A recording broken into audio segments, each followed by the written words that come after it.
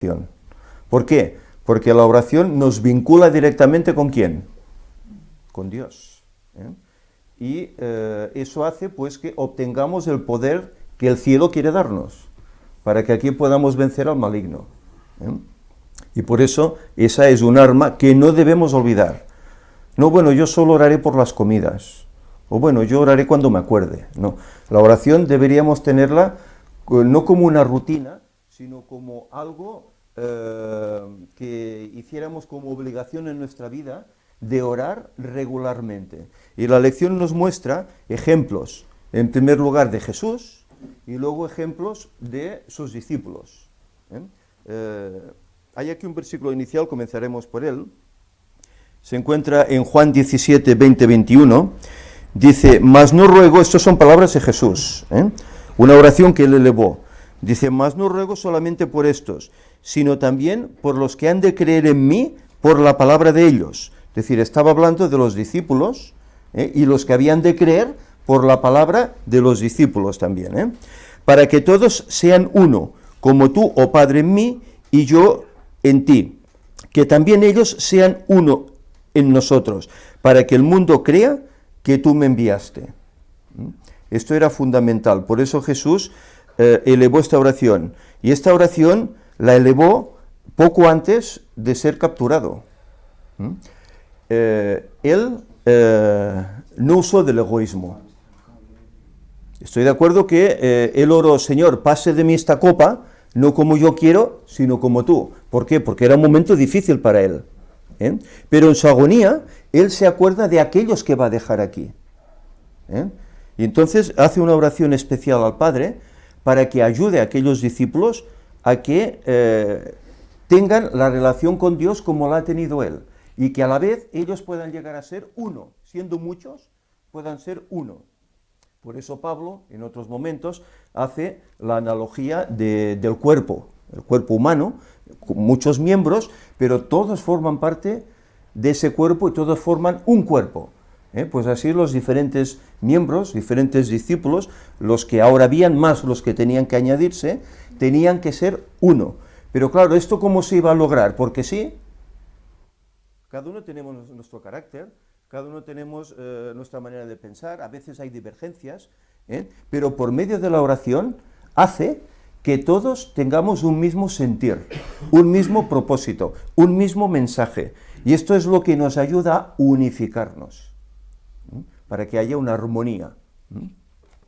Bien, hay aquí una nota de Elena White en el sábado que dice que los obreros se aferren de las promesas de Dios diciendo, tú has prometido, pedid y recibiréis, debo convertir a esta alma a Jesucristo, pedid oración por las almas por quienes trabajáis, presentadlas delante de la Iglesia como objetivos de los cuales suplicar, elegid diariamente otra y aún otra alma, buscando dirección de Dios, colocando todo delante de Él en oración ferviente y obrando en sabiduría divina. Es decir, que aquí nos está diciendo que debemos orar por aquellas personas, que la Biblia denomina almas, a las cuales queremos dar el Evangelio, para que sean de mente abierta, para que puedan comprender ese Evangelio y abrazarlo, orar por ellos, para que así el grupo, la Iglesia, crezca.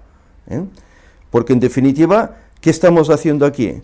Preparándonos y ayudando a preparar a otros para el encuentro especial que va a haber de aquí a no mucho tiempo con Jesús. Pero para eso hay que prepararse y hay que hacerlo juntos, no cada uno por su lado. Ahora bien, aquí se nos habla la lección.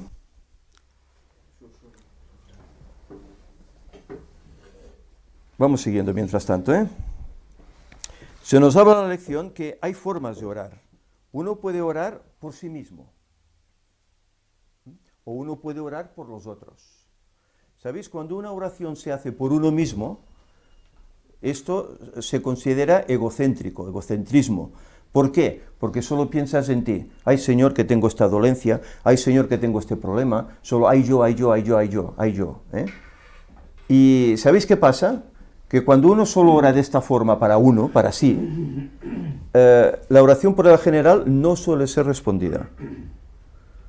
No suele serlo. ¿Por qué? Porque eres egoísta, solo piensas en ti. Pero cuando hay la otra opción, que es orar por los demás, oye, mira, mi hermano Tony tiene un problema. Señor, yo me acuerdo de él, oro para que tú le eches una mano. Esta oración el Señor la escuchará. ¿Por qué? Porque estás orando por un hermano que tiene una necesidad que el Señor tiene que suplir. Y esa oración es contestada. Y a la vez, ¿sabéis qué hace? Eso te edifica a ti mismo. Porque tú pierdes el egocentrismo, el ego, el yo, y te das más hacia los demás. Ganas. En este aspecto, ganas. Por eso la oración debe ser siempre hacia los demás. De acuerdo que todos tenemos necesidades. Y eso, lógicamente, pues hay que reflejárselo al Señor. Pero acordémonos de los demás. Hay aquí un ejemplo que se muestra del profeta Daniel. Daniel era ya anciano, posiblemente tendría sus 80 y tantos años, cerca de 90 años, porque se estaban terminando los 70 años de cautiverio. Él cuando llegó a Babilonia debería tener unos 18, pues estaría cerca de los 90. Y este hombre, estudiando las profecías de Jeremías, de los 70 años de cautiverio, se da cuenta que está terminando. Y entonces ora a Dios. ¿Pero qué oración hace? Señor, yo he sido muy bueno, quiero que me tengas en tu gloria, a los demás pues déjalos aparte. Él ora así, ¿no? Señor, hemos pecado, te hemos dejado, te hemos abandonado, no hemos obedecido a tus profetas y ha venido esta calamidad sobre nosotros. Perdona a tu pueblo, redime a tu ciudad para que volvamos otra vez a ser aquel pueblo de antaño. Ayúdanos, conviértenos. Esta es la oración que sale del corazón de Daniel, de aquel anciano. Pero él se incluye en la oración. Y si vemos la experiencia de Daniel, ¿era un hombre perverso, Daniel? Parece un hombre justo. Es casi como un segundo Jesús. Un hombre íntegro, no quiere contaminarse con la comida del rey. Prefiere adorar a Dios, aunque sea echado en el foso de los leones, antes que adorar a una imagen. ¿Os acordáis? No tendrás imágenes. Y en todo momento fue fiel. Nunca se le encuentra un error. Y en cambio, pide perdón por sí mismo y por el pueblo. Ora por los demás. Y esta oración el Señor la escuchó, porque por esta oración fueron muchos, cuando salió el edicto para volver a reedificar Jerusalén y el templo, muchos salieron para edificar ese lugar, porque el Señor respondió a la oración de esta manera. Por lo tanto, por eso las oraciones hacia los demás son las que al Señor le agradan. Y luego nos muestra la lección también la necesidad y el tiempo que tenemos nosotros para la oración. Y aquí hay el ejemplo de Jesús. Aquí hay textos, como antes hablábamos, Tony, ¿verdad? Mateo 14, Mateo 26, Marcos 1, etcétera, donde se muestran experiencias de Jesús, que dice que ¿qué hacía Jesús? ¿Oraba en medio de la gente? ¿En medio del tumulto?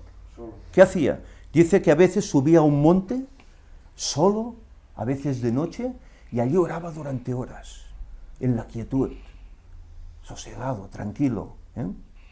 A veces dice que se apartaba a lugares desiertos, y allí oraba.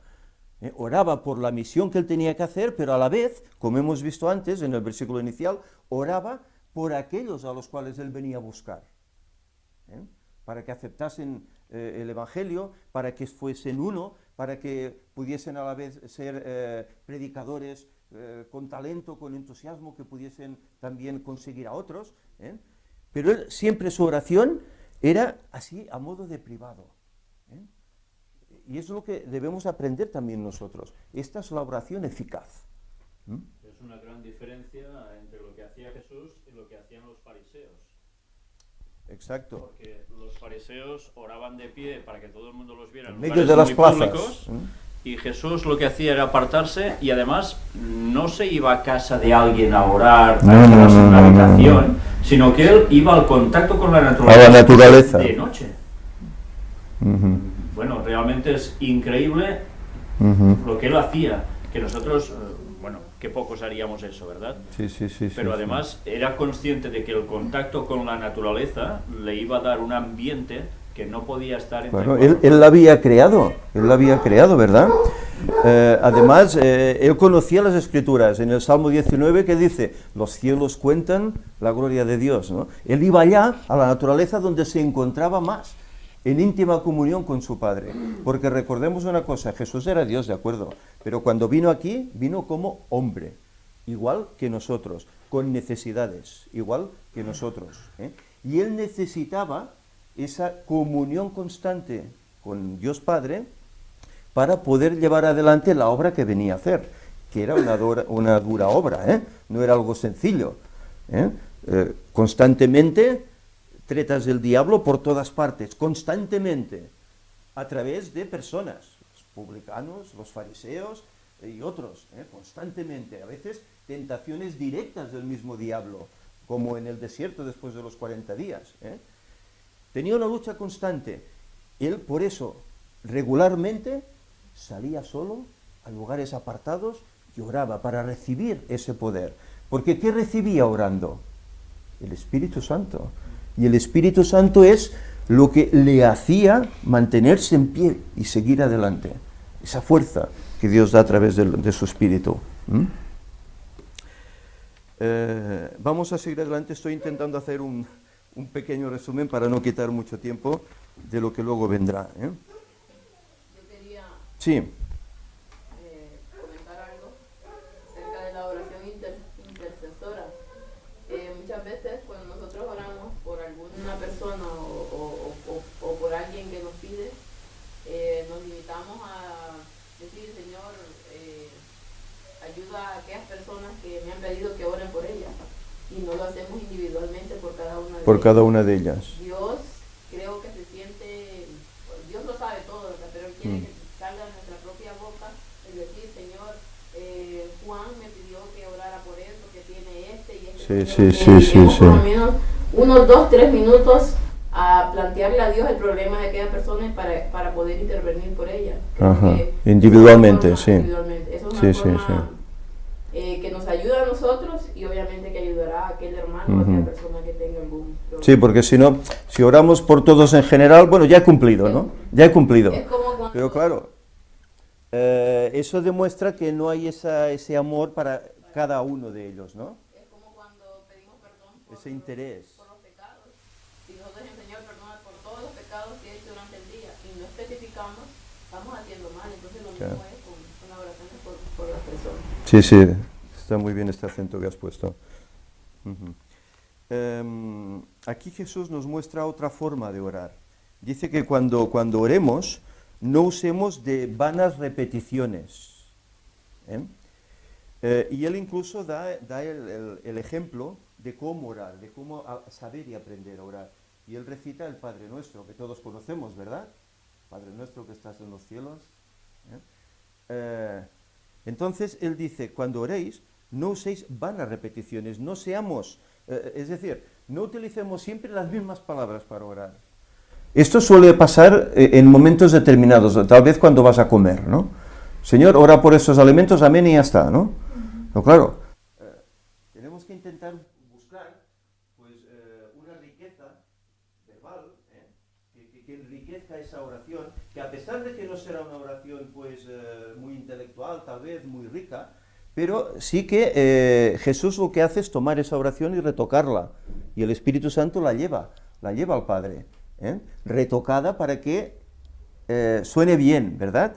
Pero nos dice que no usemos de repeticiones. A veces yo me he fijado, incluso tal vez yo mismo lo hago, pero me he fijado en hermanos que cuando oran repiten mucho una misma palabra. No sé qué nos va, a lo mejor Señor, y no sé qué nos va, Señor, no sé qué nos va, Señor, y repiten, y es inconsciente. Pero entonces quiere decir que no oramos con conciencia, que estamos haciendo pues un ritual, por así decir, bueno, hay que orar, pues oro, pero lo haces de una forma mecánica, no lo haces consciente, diciendo, a ver, ¿qué voy a decir? ¿Qué voy a decir que una oración que me edifica a mí, que a Dios el Padre le agrade y que a la vez pueda ayudar a los hermanos que la oyen? Entonces, claro, hay que buscar pues un vocabulario más rico en ese sentido y no limitarse a una frecuencia ritual. No sé si entendéis el concepto. ¿Mm? Entonces vemos aquí cómo Jesús, cuando ora, Él no usa estas vanas repeticiones. Aparte de que Él ora para que, como dice en Mateo 26, para que pase de mí esta copa, pero no como yo quiero, sino como tú. Él era Dios, podía hacerlo a su antojo, ¿no? Pero dice, no como yo quiero, sino como tú, porque yo aquí soy inferior a ti, como hombre que soy, y necesito que tú me ayudes, que sea hecha tu voluntad. Pero aparte de esto, Él ora por aquellos discípulos, como hemos visto en el principio, aquellos discípulos que en primer lugar serán esparcidos, porque su maestro escogido, quedarán solos. Y Él ora por ellos, porque los ama tanto que quiere que no se pierdan. Sabéis que en otras ocasiones Jesús habló, el que coma mi carne y beba mi sangre, y la gente, se escandalizó, pero qué cosas dice este, y se fueron, y se quedaron unos pocos. ¿Queréis iros vosotros también? Les dijo, ¿a quién iremos? Decía Pedro, solo tú tienes palabras de vida. Pues Él oraba por ellos porque quería que se mantuvieran a su lado. En ellos veía unos depósitos, unas virtudes que sabía que podrían llegar a otros muchos, y realmente fue así. Recordemos que cuando estaban allá en el aposento alto y estaban todos unánimes, dice que había como 120 discípulos, entonces, si no recuerdo mal, no sé si eran 120 o 500, parece que eran 120 en el aposento alto. Estaban todos juntos, Jesús ya había ido al cielo, y estaban orando, unificándose, siendo uno. Y cuando lo lograron, ¿qué pasó? Dice que hubo un gran estruendo y el Espíritu Santo descendió y todos fueron llenos del Espíritu Santo. Y salieron afuera aquellas gentes a las cuales temían a predicar el Evangelio. Y Pedro, aquel hombre tan tosco, aquel pescador rudo que negó a Jesús, ¿qué hace? Se levanta, se pone en pie y empieza a predicar, vosotros que le crucificasteis a aquel enviado de Dios y tal. ¿Y qué pasó? Dice, ¿qué haremos? Queremos ser salvos. 3.000 personas se bautizaron por la predicación de aquel tosco hombre, ¿verdad? El cambio que hizo en ese aposento alto. Y luego no solo él, sino luego vemos la experiencia de Felipe, vemos la experiencia de Pablo y de otros muchos, del mismo que fue apedreado, el mismo Esteban.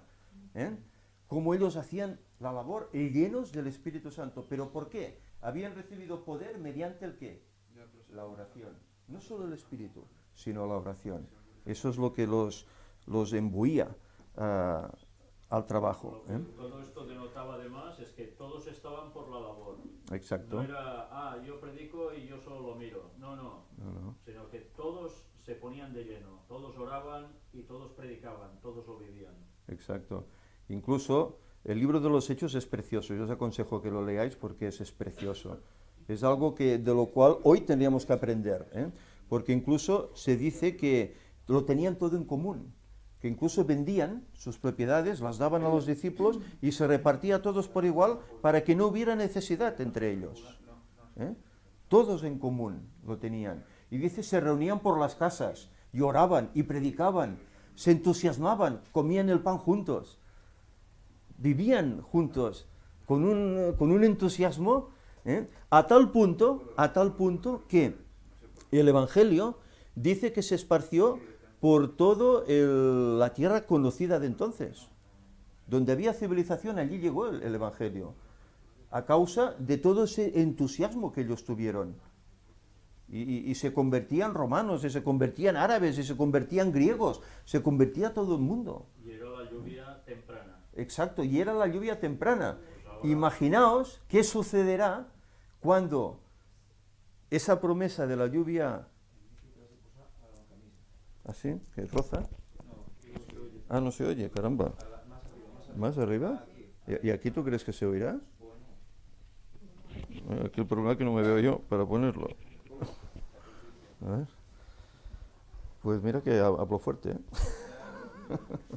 Pues no sé qué estaba diciendo yo ahora. Se me ha ido el hilo.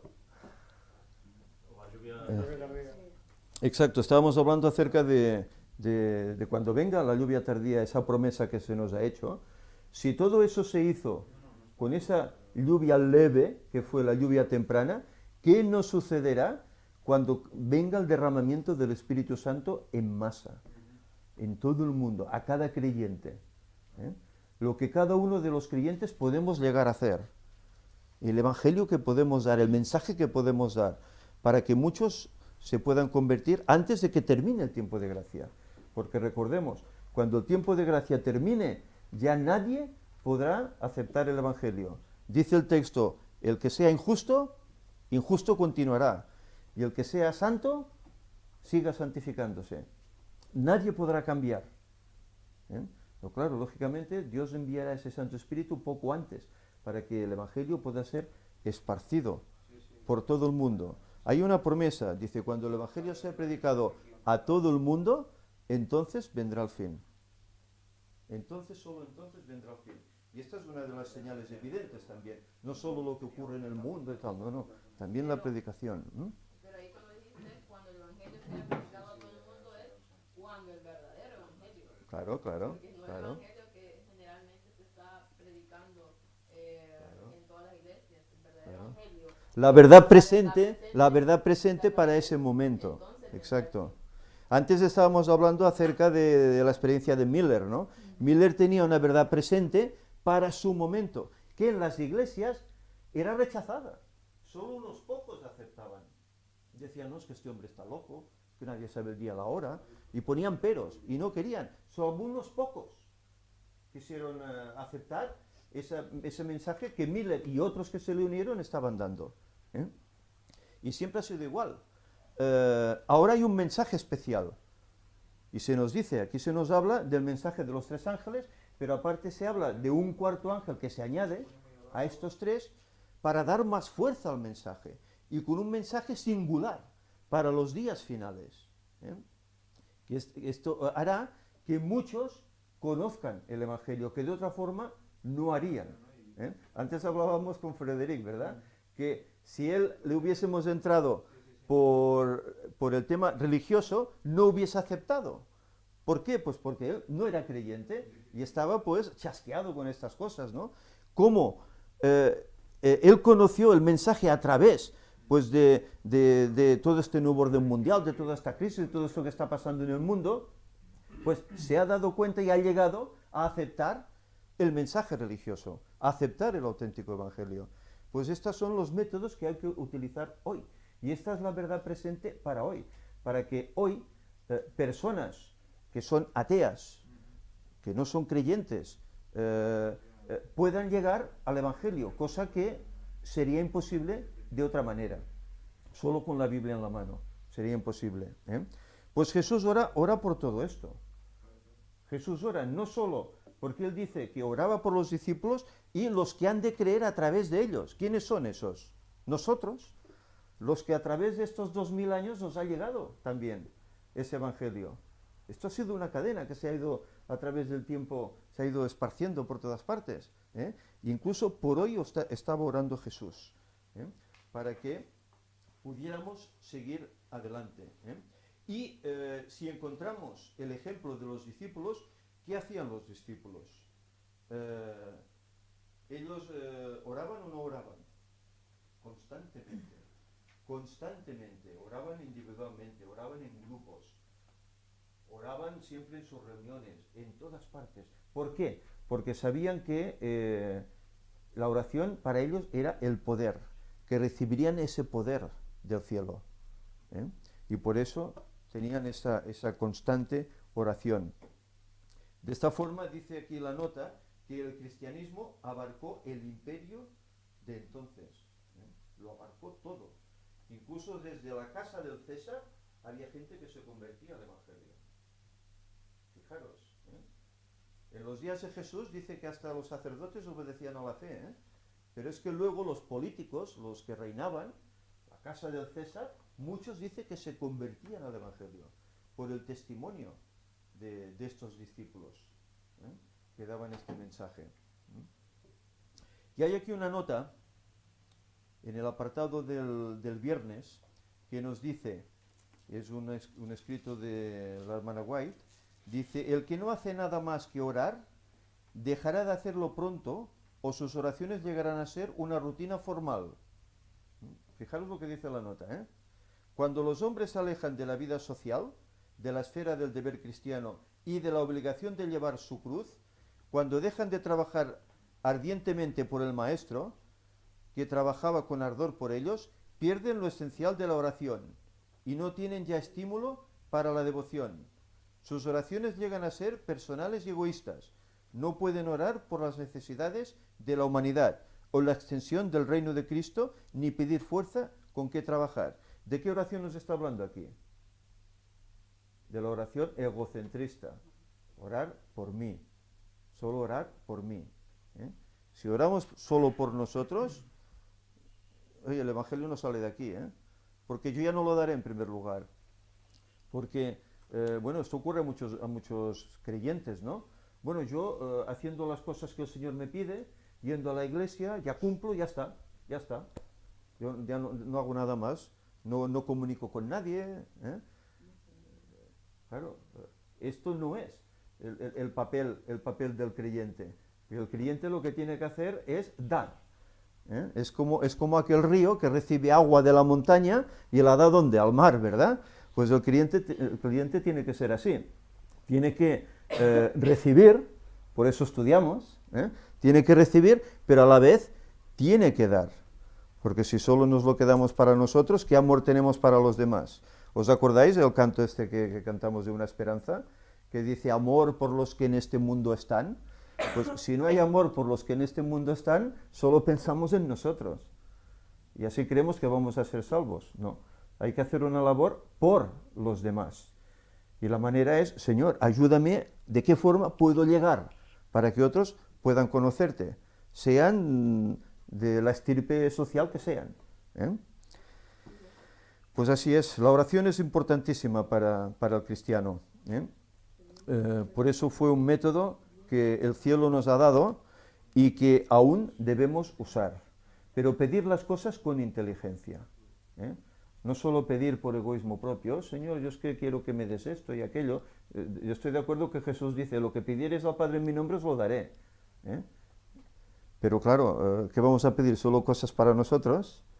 Nos vamos a pedir cosas para los demás y verás cómo el Señor atenderá las necesidades propias de cada uno. Y es así. No sé si queréis añadir algo más. Pues que todo eso lo debemos empezar a hacer y ya. Porque el tiempo es corto, ¿eh? El tiempo es muy corto, desde luego. Y es momento de que nos pongamos las pilas en este aspecto, ¿eh? Sí. Yo quería añadir algo, bueno, acerca de lo mismo que estamos hablando, la oración intercesora. Por ejemplo, cuando vamos a orar por los alimentos, hace tiempo mi hermano estaba leyendo cuando Jesús bendijo el pan y los peces. Sí. Entonces, él me dijo algo que me pareció muy bueno, muy importante. Dijo que cuando nosotros oramos por nuestros alimentos y pedimos bendición por las personas que no lo tienen, venimos a hacer lo mismo que hizo Jesús cuando bendijo el pan y los peces, que se multiplicaron. A nosotros pedir una bendición sobre nuestros alimentos y sobre las personas que no lo tienen, también estamos haciendo lo mismo. Por fe creemos en eso. Entonces es importante que cuando nosotros oremos por nuestros alimentos, podamos pedir por las demás personas que no lo tienen, no solo el alimento físico, sino el alimento espiritual. Espiritual también, lógicamente. Sí, a veces tenemos tendencia a decir, Señor, acuérdate de los que tienen necesidad, de los que pasan hambre. Pero ¿y dónde estamos nosotros? Estamos aquí, nosotros podíamos proveer también, ¿no?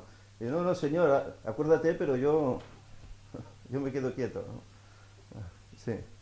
Y bueno, solo recordar que hay un par de textos que nos hacen leer, que a veces los leemos y nos quedamos como, bueno, sí, puede ser que pase, no lo acabamos de creer quizás, que son Marcos 11, 23, 24 y Juan 14, 12, que nos viene a decir que lo que pidamos en su nombre nos será dado. Y ahora la gente empezará a pensar, bueno, pero todo lo que pido en su nombre me será dado y además dice que le es dado en el momento que lo acaba de pedir. y que tenemos que actuar como si ya lo hubiéramos recibido. ¿Dónde está la fe que tenemos que tener para entender eso? Porque lo puedes leer y quedarte igual, o puedes leerlo y reclamar las promesas y esperar recibir. Otra cosa es recibir lo que pidas porque pides y a ver qué pides, y otra cosa es pedir para según su voluntad, como hizo él, cuando estaba ahí, que me pase de mí esta copa, esas 3 copas, ¿no? Y aceptar la respuesta según su voluntad. Y otra cosa, sí que puedes orar por ti, pero para hacer la voluntad de Dios. Si tú oras para que Dios lleve tu día y que todo lo que pase en tu vida sea la voluntad de Dios, creo que es una buena oración. Si metemos ahí temas materiales, particulares, que a veces son por simplemente falta de fe y confianza en que la prueba es para refinar el oro, por lo tanto para refinarte a ti, entonces sí que quizás estamos orando por orar. Solo era eso. No, está muy bien, es correcto. Y tener presente también que a veces esos textos se pueden malinterpretar y caer en la presunción. Para cualquier cosa que pidamos, pues nos metemos de lleno y Dios ya nos lo da. Y quizás no es la voluntad de Dios. Y bueno, algunos ya sabéis por qué estoy hablando, ¿no? De personas que se comprometen en hacer mucha cosa, en gastos imposibles de sufragar, pensando, no, Dios ya, y Dios ya, pues no. Porque como Jesús mismo dijo, cuando vayas a construir la casa, primero calcula el dinero que tienes, no sea que hagas el ridículo por quedarte a medias. Y eso, evidentemente, no se aplica solo a un plano literal, sino a un plano espiritual, ¿no? La prepotencia de, no, por fe avanzamos y hacemos una obra de una magnitud tremenda. Cuidado, también la cabeza en su lugar. Exacto. Hay que sentarse a analizar también. Pero hemos visto sobre todo que la oración eficaz es aquella que se hace en favor de los demás. Hemos visto el ejemplo de Daniel, el mismo ejemplo de Jesús. Ellos hacían oración por los demás y a la vez se beneficiaban ellos también. Pues Señor, todo esto, bueno, es que es recíproco, esto es así, es algo que rebota y que vuelve a uno. Y recordemos también cuando hablamos de que la oración del justo puede mucho, pero veamos quién es justo. O sea, cuando está hablando de la Biblia, quién es justo. Si nosotros oramos por X o Y persona o por la obra o por nosotros mismos, tenemos que tener en cuenta que también debe haber una reforma en nuestras vidas. Porque si estamos orando para que Dios nos ayude a cambiar y no lo hacemos, Dios no escuchará esas oraciones. Por eso la oración tiene que ser inteligente en ese sentido, en consecuencia, cómo vivimos la fe. Debemos de ser constantes en ello y tratar cada día de mejorar, porque de otra manera no va a tener... De la abundancia del corazón habla la boca. Claro, si nosotros solo tenemos aquí, bueno, las cosas del mundo y comer y trabajar para vivir y no sé qué, y no pensamos en la obra que hay que hacer y a los que hay que llegar, entonces la oración cambia mucho. De una oración egoísta puede pasar a una oración hacia los demás que te ayudará en tus cosas también cotidianas, te atenderá eso, no nos va a dejar solos, no nos va a abandonar, igual como no lo ha hecho con los pájaros del cielo, no lo hará. Bien, que el Señor pues, nos ayude para que para nosotros la oración pues, sea algo real, algo cotidiano, que utilicemos a menudo, porque es lo que realmente nos liga con el cielo, aparte del estudio de la palabra de Dios. La oración nos ayudará a entenderla mejor también. Vamos a terminar, si os parece, para que luego ya Víctor pueda tener su apartado.